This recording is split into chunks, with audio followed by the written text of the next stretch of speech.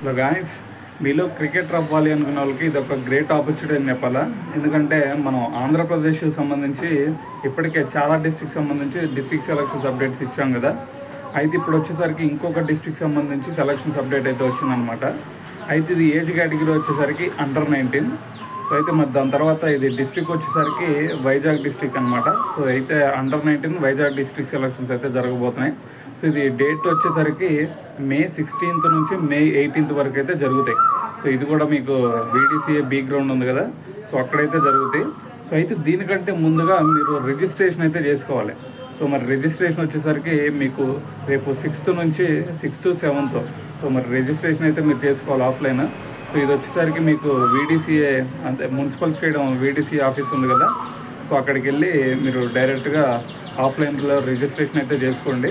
So దీనికి మాత్రం birth certificate అయితే కంపల్సరీ ఉండాలా.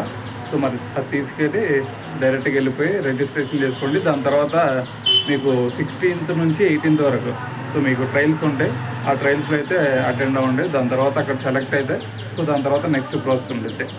ఓకేనా. ఇక దీనికి సంబంధించి ఇక నార్మలే ఎప్పుడు మనం చెప్తున్నట్టుగానే కిక్ బ్యాక్ కంపల్సరీ, దాని తర్వాత వైట్ అండ్ వైట్ ఉండాలా, దాని తర్వాత షూ కంపల్సరీ.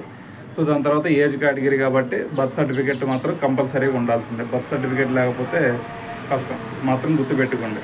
సో దాని తర్వాత ఆధార్ కార్డు ఇవన్నీ నార్మల్ అనమాట. సో ఇది మాత్రం గుర్తుపెట్టుకోండి. సో అయితే మరి రేపటి నుంచే అంటే 6th to 7th అయితే రిజిస్ట్రేషన్స్ మీరు చేసుకోవాల్సి ఉండిద్ది. సో దాని తర్వాత ట్రయల్స్ వచ్చేసరికి 16th నుంచి 18th వరకు. సో ఇది గుర్తుపెట్టుకోండి. ఇంకా ఎవరికన్నా మీ ఫ్రెండ్స్ ఎవరన్నా ఉంటే ఈ వీడియో కూడా షేర్ చేయండి, వాళ్ళు కూడా అటెండ్ అవుతారు.